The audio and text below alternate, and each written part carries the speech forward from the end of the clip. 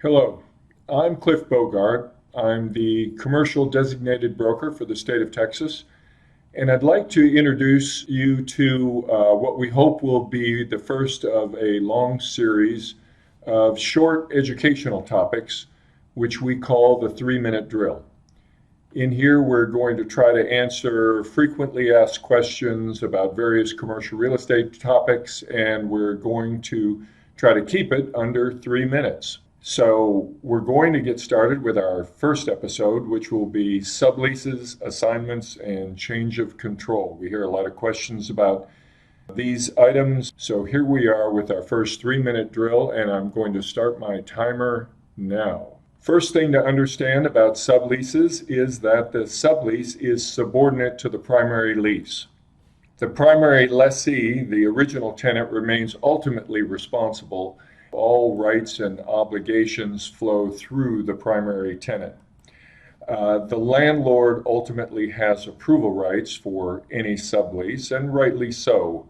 The landlord wants to make sure that any new tenant doesn't violate any restrictions that he may have with other tenants in the property and perhaps cause another lease to be in default. The options, such as renewal options and expansion options, often very specifically do not pass through to the subtenant. They only are for the primary tenant and, in fact, go away if the space is subleased.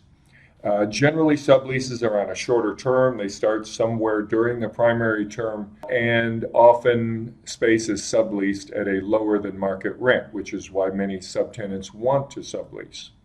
Assignments, on the other hand, is where the new tenant, the replacement tenant, the assignee, takes the place of the primary tenant. So there is now a direct relationship between the new tenant, the assignee, and the landlord.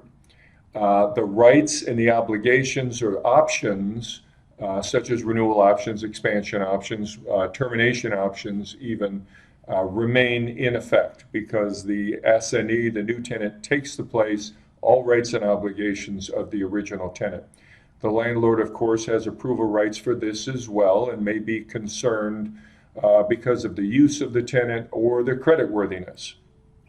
And the landlord may even prefer an assignment as opposed to a sublease if, for instance, the assignee has better credit than the tenant, than the primary tenant trying to sublease the space. However, if there's any question about it, the primary lessee often remains on the hook as an additional guarantor. And finally, change of control. That's where the tenant remains the same, the tenant entity, the LLC, what have you, but they sell the business. And it's usually triggered if it's more than 50% of the ownership is sold. The new owners might not be as creditworthy, so therefore the landlord has approval rights. Now, the landlord can't prevent the sale of the business, but what the landlord can do is declare the new tenant, if you will, in default. And this often results with the original tenant remaining on as an additional guarantor.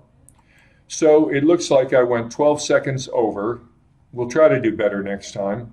But this is the first in our series of the 3-minute drill. Here's my contact information if you have any questions about this, or you might want to contact your advisor or your mentor. Please, in the comments, put your suggestions for future topics, future educational topics you'd like to see. And we will hopefully be able to respond to all of them over time. So thanks again.